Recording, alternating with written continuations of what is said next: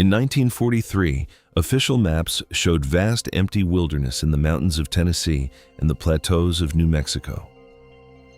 There were no dots for towns, no zip codes, no names on those maps. But if you flew over those empty spaces, you would see smoke rising from giant chimneys and thousands of identical houses. Buses moved tens of thousands of workers past armed checkpoints into cities that did not exist on paper. Inside those places, you could buy bread, go to the cinema, and raise a child while remaining legally invisible. They were built with a single terrifying purpose: to create a weapon that could save or end civilization. The world was at war, and the United States raced against an invisible clock. Intelligence suggested Nazi Germany was working on an atomic weapon. To beat them, the US launched the Manhattan Project, the most secretive and expensive undertaking in history.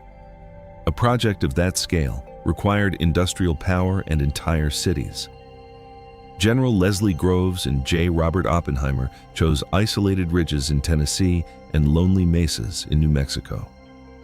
In autumn of 1942, Tennessee farmers were given weeks to pack and leave as 60,000 acres were seized. Almost overnight, a city called Oak Ridge rose from the mud designed to house 75,000 people. To outsiders, Oak Ridge was a ghost, but inside it was a sprawling, muddy metropolis of alphabet houses. Most who came were young chemists, engineers, and thousands of laborers, many of them women. They were told, "Do your job and do not ask what the person next to you is doing." Huge plants like X10, K25, and Y12 were the largest buildings in the world at the time. Inside, K25 workers monitored dials and shifted levers for 8-hour shifts, separating uranium isotopes.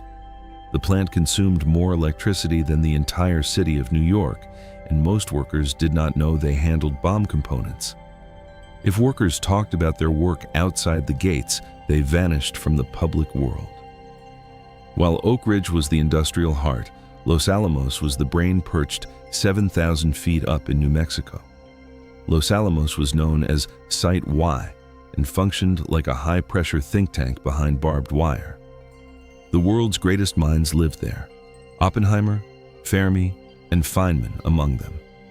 Families lived in a beautiful mountain setting, but mail was opened and driver's licenses had numbers, not names.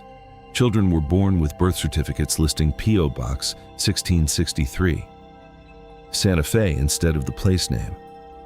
Husbands could not tell wives what they were calculating late into the night, and wives could not tell their parents where they lived. They lived in a bubble of genius and secrecy, waiting for a breakthrough that would change war forever.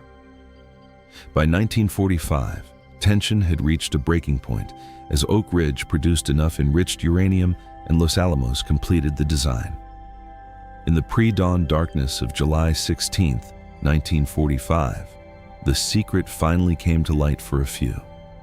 In the Jornada del Muerto, the first atomic device was detonated, producing a flash visible for 280 miles. The scientists watched in a mixture of triumph and horror. Oppenheimer famously recalled words from the